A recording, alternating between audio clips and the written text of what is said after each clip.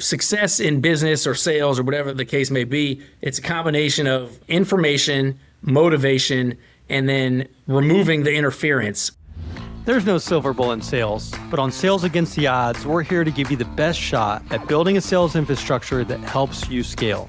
I'm your host, Lee Brumbaugh. Thank you, everyone, for joining us. I'm Lee Brumbaugh, CEO of Sales Xceleration. This is another episode of Sales Against the Odds. Very excited to have someone I've worked with in the past, Nick Friedman, co-founder of College H.U.N.K.S, which he's got, if you're watching, he's got his shirt on today, Always Be Branding, co-founder of Trash Butler. And for those of you that are Shark Tank fans, you can go back, and I did do this, Nick, you can go back and watch the very first episode of Shark Tank and see Nick and Omar giving the vision and the starting areas of College H.U.N.K.S. Thank you so much for joining us today, Nick. Oh, thanks for having me, Lee. Nick, a lot of what we want to talk about today and really dig in is around the growth, especially with where College H.U.N.K.S started, where it is today, nationally recognized. So let's start there. I know the story myself, but talk a little bit about, on the College H.U.N.K.S side, what was the biggest challenge you were up against at the onset, and how did you overcome it through some of that determination that I know is innately in you? Yeah, brute force definitely comes to mind as I think about the 20-year overnight success journey that we've been on. But it started with a beat-up cargo van. I was in college. My buddy and I from high school were home for summer vacation looking for what we were going to do that summer. And his mom had a beat-up cargo van. She let us borrow it. She looked us up and down and said, "You guys could be college hunks who haul junk." Most college kids would stop when they graduate from college, and we did briefly. We got regular jobs and then decided it was pretty unfulfilling in the real world, and said, you know what, why don't we circle back to that business we did in the summer and try to make it a year-round venture. And I do always tell the story. We went and we bought a 1-800 number to try to make ourselves look like a big company, even though we just had the one truck. And it was still routed to our cell phone. And so, I'd be in the driver's seat and people would call the 800 number to complain about driving. And I'd answer the phone saying, "Oh yeah, we'll, fire those guys when they get back to the office. Thanks for reporting the erratic driving to us." But we learned about franchising as our growth engine. And we decided to take that path, which carried with it a lot of a steep learning curve. And we had to navigate the economic downturn of 2008, 2009, COVID of 2020. Now there's kind of some headwinds in the housing market that affects our industry. And, you mentioned Trash Butler. We launched another business along the way. So there was never this one sort of momentous shift that happened. It was literally like one step in front of the other, grinding it out, getting great people in the organization to help us, execute on the vision and the values that we kind of set in place. And, here we are now, 200 franchises across the country, roughly 300 million of annual sales. Our second business, Trash Butler, that you helped us and have continued to help us grow, is going to do about 40 million in revenue this year. So it's been a 20-year overnight success is the way I like to describe it.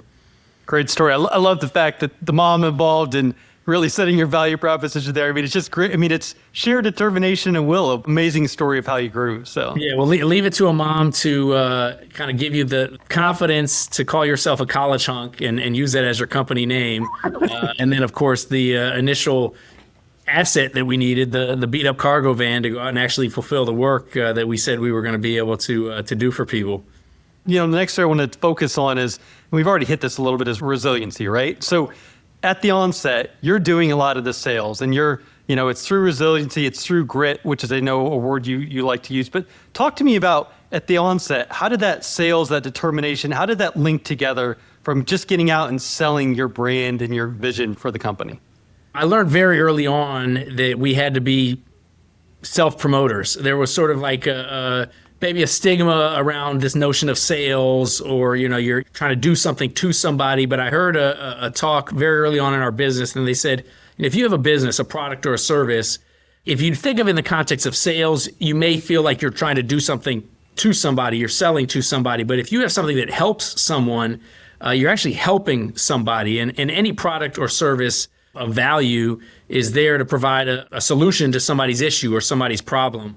And so when I started looking at it through that lens, I realized, okay, people need to move and people have junk that they want to get rid of. So far be it for me not to be the one to tell them how we can help them get rid of that stressor of moving and junk removal. So I kind of took it upon myself to be that pounding the pavement, knocking on real estate agents' doors, putting out flyers to say, hey, we're here and we can help you. I think our name brand and our story of how we started in college kind of helped lend itself to a conversation. People were like, well, the College H.U.N.K.S, what's that about? Or, this bright orange and green truck, or, well, you started in college, tell me more about that. So it allowed us to have a conversation with people where we could then transition it into our kind of elevator pitch of what we could offer them. And then also, I think the media gave us some attention early on because of that story as well. But to your point, the early lesson I learned is, especially in the early days of your business, if you're not going to promote your business, who will? And if you're not going to promote your solution, who will? And yes, eventually you'll get, whether it's investors or team members or clients, to appreciate what you're doing and creating and the value you're building. And they'll help evangelize it for you as well through reviews, referrals, kind of reputation, or even repeat business. And that's how that sort of flywheel slowly grows. And eventually we got to be able to hire people and try to teach them sort of that brand champion mindset. And we actually made always branding become one of our core values, because the thought is, you've always got to be out representing as a walking, talking billboard or walking, talking solution to somebody's issue that you might be able to solve. You hit it really well. As the founder, if you can't sell the solution, you can try and add on salespeople if you want, but if you don't have a message that solves for your customers' problems, and you as the founder can't have traction there, you're not going to make it, right? So I love the fact that you did it, you walked it, and you were doing what you preached. Yeah, and I think, sales comes very naturally to some people. I don't think I was a naturally tactful salesperson. That's why I kind of use the word brute force. Like, I was kind of more of like a sheer will, grit, determination. Let's try to get as many reps as we can. And even if I'm not a great closer, if I get enough reps at it, I'll get better at closing and I'll have more opportunities to get the business. So that's kind of the way I approached it. Of course, I did start reading books on sales tactics and psychology of influence and how to show interest and how to win friends and influence people by Dale Carnegie, different things that talk about givers gain and connectors mindset and things of that nature that helped me figure out ways to add value or be more interested in discovering what people's needs might be, and then be able to tactfully offer the solution and overcome objections and all the really, I would say, tactical elements of sales. But at the beginning, it really just boiled down to, I would say, just taking the shot attempts, like getting out there and making the effort, even if I was throwing up, bricks, using the basketball analogy at the beginning. Activity breeds good things. I'm with you 100%. I want to go back to a point that you made around branding, because again, we're seeing it firsthand for those watching. I've seen it with how you've really instilled the brand to your employees. But we've got a lot of companies that will be joining in that SMB space. And branding is a tough area, right? It's a crowded area. There's a lot of noise out there. Talk to me about what's really important for creating that brand, doing it consistently, and then lastly, how do you get it to resonate with all of your employees? So, well, I've seen you firsthand do that. Can you share a little bit about that branding and how it's trickled down to the whole company? Yeah, I think it's iterative and it takes intentionality and repetition and reinforcement. We knew we had a catchy name, College H.U.N.K.S hauling junk. It's memorable. It's a long tongue twister, mouthful, so it kind of flies in the face of maybe traditional branding best practices. But we thought of it as kind of a pattern interrupt, not what people typically associated with movers or haulers. And then when we were searching for colors, we were like, well, we want to stand out. We actually looked at college sports teams to try to come up with the color scheme. My business partner, Omar, had gone to the University of Miami, and for a smaller private university, it's a pretty well-known brand. And so we thought, okay, well, orange and green stands out. So let's make that our company colors. And then I think just sort of recognizing that branding is more than just wearing the shirt or passing out the business card or putting a sign out or a website and saying this is what we do, or getting a wrapped truck in our case. But it's kind of like how you conduct yourselves at all times. We use the analogy in our company that you're, again, sort of on stage. I say, like, imagine Oprah or 60 Minutes is following around and they're going to, show how we behave throughout the day.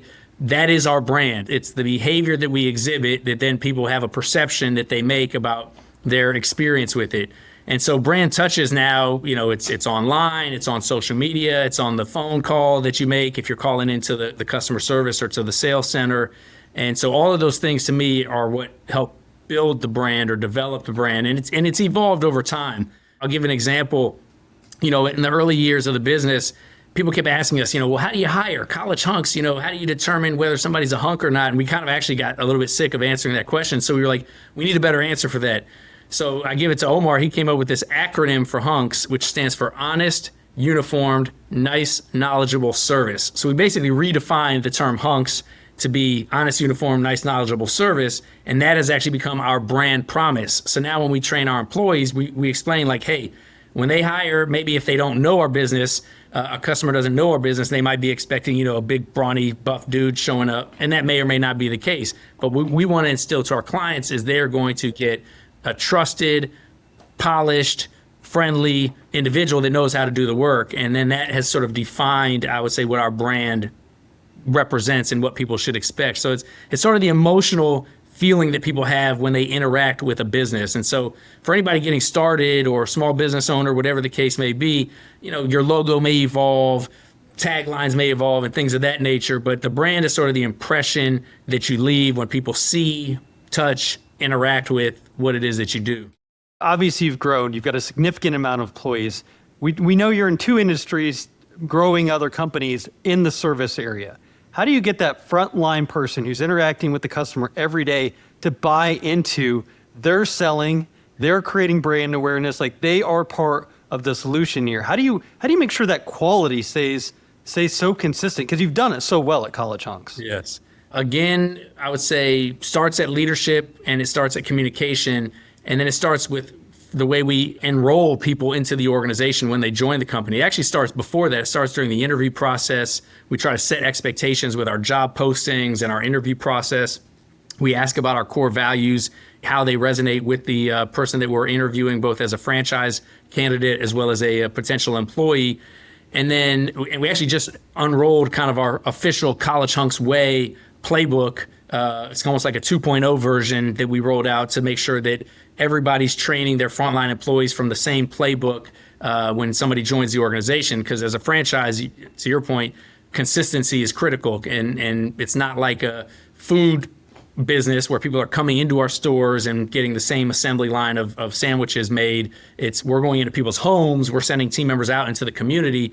And so I think it's just reinforcement. I heard it said like the rule of 7 in marketing. If somebody is a potential customer, they need to see something at least 7 times before it even becomes aware of it. And the same holds true with your staff. Your staff needs to hear and see and have something reinforced at least 7 times before it's something that they are cognizant of or conscious of. And then eventually it becomes second nature for them. I took a page out of Nick Saban playbook. He's the head coach, or was the former head coach of Alabama football. And I remember I saw an interview with him, and they asked him a similar question. They were like, well, you're graduating guys to the NFL, or people are transferring. How do you keep that Alabama football so consistent as a championship team? And he said, the names on the back of the jerseys change, but the way we've established things here, Alabama football is an identity that people are coming into. And so the new people that are coming in, our existing players are saying, this is how we do things here. So there's sort of a set of standards and principles that everybody lives by. And I don't know if it was him or somebody else where I heard it say on a good team, the coaches are holding the players accountable, but on a championship team, the players are holding each other accountable. So it's aspirational. It doesn't happen overnight. We've had plenty of examples of, people that join the organization and they kind of roll their eyes when they start hearing about things like core values and brand promise, or their eyes glaze over and it doesn't really connect. And eventually they either, after hearing it 7 times or more, start to understand what all that means and what that can do for their role as an employee or what it can do for the customer and the community. Or maybe they don't align with it and we help them, off to a different organization where maybe they'll be a better fit. Most companies don't have the bandwidth to build a high-functioning sales department to allow them to meet their revenue targets. With Sales Xceleration, they don't have to. Our experienced fractional sales leaders consult and implement your sales strategy, infrastructure, management, and team development. Discover how we deploy these proven sales solutions to address your sales challenges by going to our website and filling out the contact form. We'd love to hear from you. I love playbooks, right? And not only from a service side, because when we did a sales playbook at Trash Butler for College H.U.N.K.S, and the thing that really stands out, it's been the biggest probably one of the growth areas for sales acceleration, our advisors delivering the playbook, because it's exactly what you said. It's the consistency. If I go stay at a Four Seasons, I know what to expect. We do it from services to know what you expect when, like you said, you come in the home and you leave the home. But even from a sales process, when we start, what is the customer journey? How does it begin? Who gets involved along that customer journey? And the other thing I think is so critical is you got to make the playbook interactive and engaging. If it's static, it collects dust. So how do you continue to refine your process and your playbook to make sure you're always pushing the envelope to deliver around customer service and expectations? I guess continuous improvement is just sort of the mindset there. And, we did this, like I said, this big rollout of our College H.U.N.K.S way playbook 2.0, but we're already collecting feedback from the field, from the franchise owners, from the managers, from the team members who are going through the training, what's working, what's not working. We're sort of in this world now where everything's evolving to, of course, already digital, but AI-based training and interactive, short little training modules versus, the old-fashioned, three-ring binder with worksheets. And I think there's something to be said for both, because I think, just human learning, we still maybe stuff resonates or sticks a little bit more if you're writing it down on paper or if you're, reading it on paper versus on a, small screen. And so I think for us, it's evolving with the tools that are evolving with kind of the times and making sure that it's still working out in the field, that our customer service is still consistent. We're measuring those things, that our turnover isn't increasing. We want to reduce turnover. So by having, more consistent training. And I've also heard it said, training isn't something we did, it's something we do. And so it's an ongoing event. It's not, you train somebody once and then they're off, playing the game for the rest of the time. You look again, a lot of the sports analogies I think are so relevant. They're huddling up before every play. They're practicing throughout the week to go play the game. In business, every day is game day is what we say. So you've got to have like these little micro moments of training, whether it's in the morning huddle or at the end of the day where you're reviewing, how things did. If you're a manager or a leader, you should be coaching, we say, in the locker room and on the field, just going out, doing some sales calls together with the salespeople or over the phone or shared Zoom, whatever the case may be.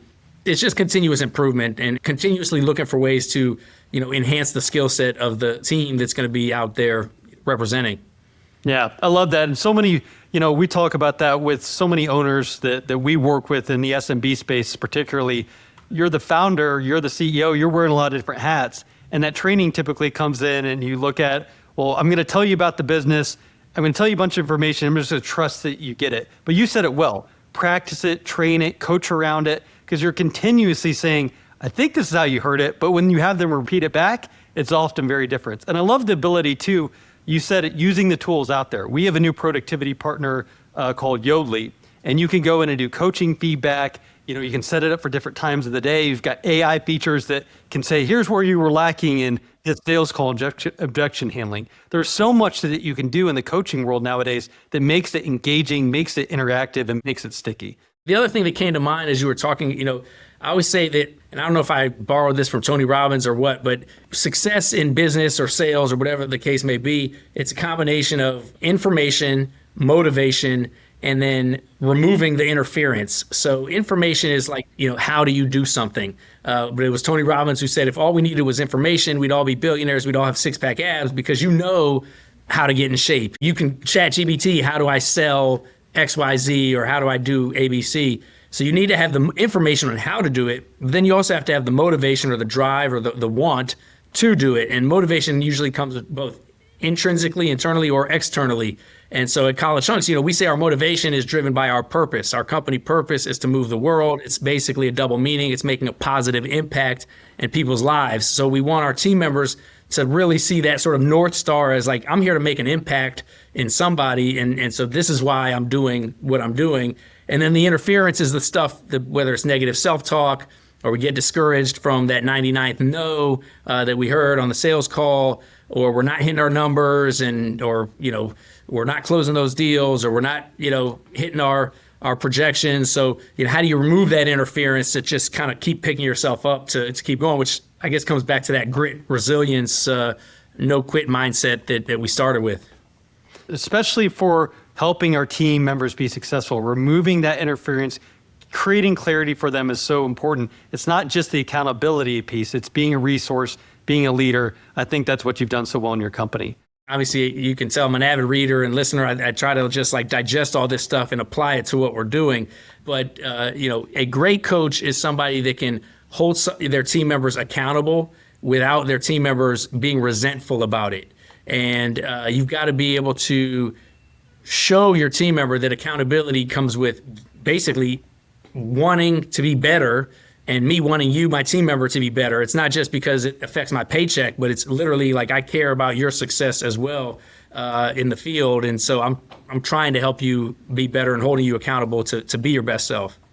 We've talked about, obviously, what you've done with you and Omar building College H.U.N.K.S, building Trash Butler. We've got, joining this, a lot of people will be listening. They're going from their first business to their second, or they're thinking about creating the first business. When you were looking at, obviously with College H.U.N.K S, something started with your mom, but when you looked at Trash Butler, you build a vision there. Well, what's most important for those that may be joining us, those starting entrepreneurs, when you look at building a business, was there an aha moment, something that really stands apart that they need to do to be successful when they're looking at that mission of building that first business, or that second, I should say, too?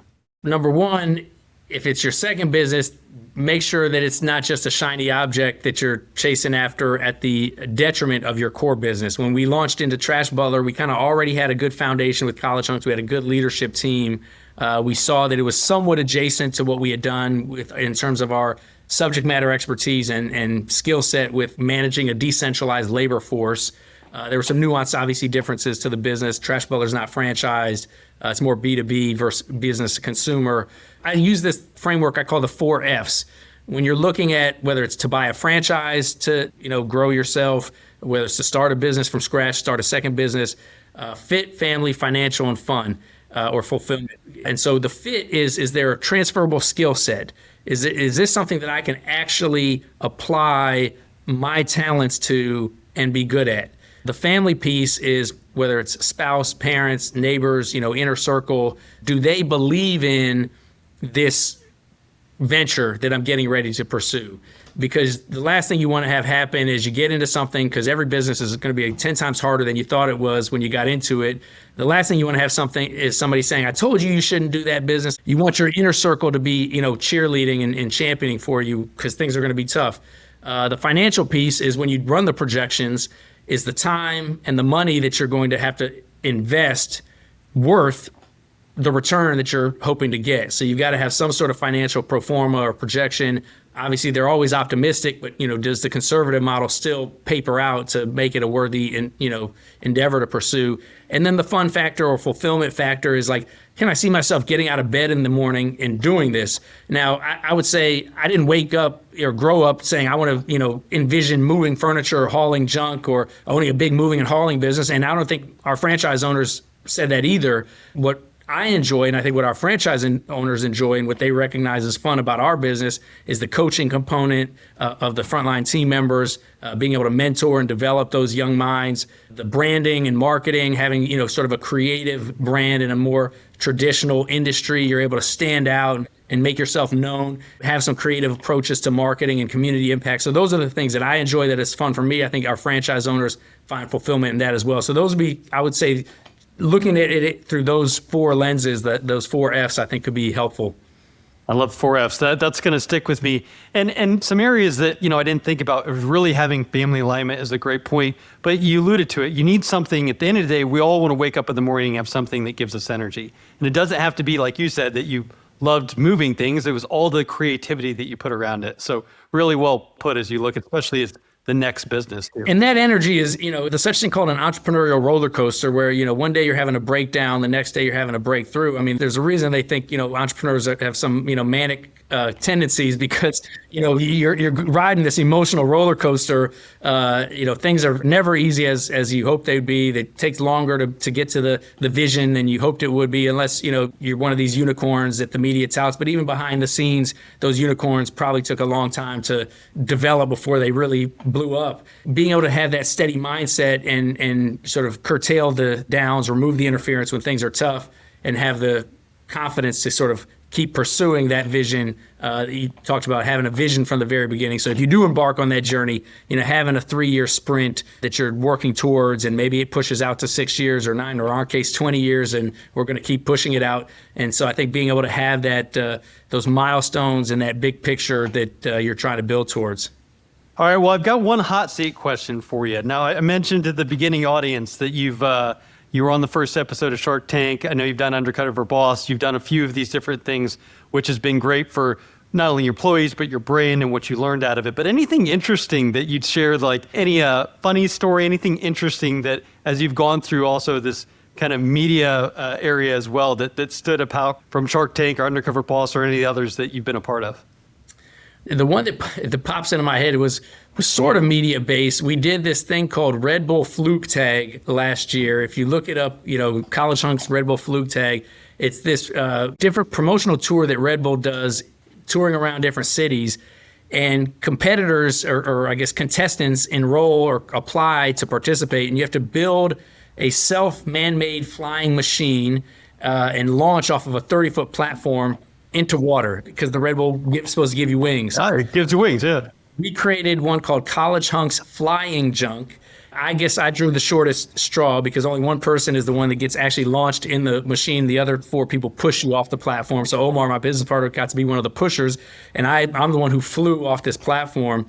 And, in my early 40s, I would have been happy to do it 20 years ago, but I did it in my early 40s, and I don't think I would venture to do it again because I was sore for about 2 weeks after hitting the water and tensing up every muscle in my body. But thank goodness I didn't fall on this flying contraption we created. I got launched, I think I pushed off my legs as we hit the platform because I got launched, they said, further than any human has gotten launched. It was almost like a catapult out of that. So I think there's sort of a parallel there, or maybe some metaphor there in entrepreneurship, right? You're sort of taking this leap into the unknown, into the abyss, or you're building the plane in flight, right? And trying to figure out, how you're going to keep it flying. So I'm big on encouraging people to stretch their comfort zone. And so I know a lot of entrepreneurs will train for, half marathons or climb mountains or run Ironman. I'm perfectly content just going to the gym and doing my hourly routine. So I think doing some of these other things, Omar and I did, another one just popped into my head. Omar and I did something called the CEO Comedy Challenge. We had to come up with a 12-minute stand-up comedy set. Which 12 minutes might as well have been 12 hours standing up there trying to tell jokes to an audience. But that was again a stretch of the comfort zone. So for me, I think being an entrepreneur kind of gives us those opportunities that open the door. And if it sounds interesting and fun and maybe not too dangerous, unlike jumping off a 30-foot platform, I'm all for it. I did watch some of the comedy one, and you actually got some skills in the jokes. I laughed. I had a couple laughs. It was good. And then the other question is, what was your wife's opinion on the flying out of the launching yourself into? Did you get alignment there, or was this just entrepreneur going with it? That was a bit of an entrepreneurial curveball. Both my wife and my dad had one-on-one conversations with me leading up to it because they had watched some of the videos of other fluke tags, and they were like, I really don't think you should do this. I really think you should reconsider. And I definitely did reconsider. Although I did change my launch point. I think I was supposed to be on top of it initially, on top of the truck, but I then repositioned myself to inside the truck, but like on the front of it, it was like an open front, and I launched forward as the truck was coming off the platform. So warnings did give me some pause as to how we tackled it, because I'm also kind of a ready, fire, aim type of guy. But as my wife likes to say, there's certain things you can't aim after you fired. You've got to make sure that at least you have some semblance of what you're aiming at. Well, I'm glad it was just soreness. So and you lived to tell about it. So the last thing I'll say, again, a lot of business owners, $5 million companies, $10 million companies will be listening to this. Anything that really, one last thing, do you want a parting area that I'm a $5 million company and want to get to 10? Anything that you want as a key takeaway that they can take and put into place with their business starting tomorrow?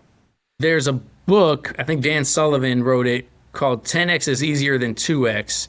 And he also wrote Gap versus the Gain. But there's a chapter in the 10X Easier Than 2X about the gap versus the gain. I think there's also always a tendency, I'm guilty of it myself, to be looking ahead, especially in a growth stage entrepreneur. You're looking at other successful entrepreneurs that are further ahead of you, and you're always worried about that gap, the distance between where you are in this sort of unreachable ideal. But the problem is that gap always continues to move, because the moment you reach that ideal, the goalpost moves, and now you're trying to reach another one. That book and the chapter and the other one really encourages you to focus on the gain, meaning where you started to where you are today.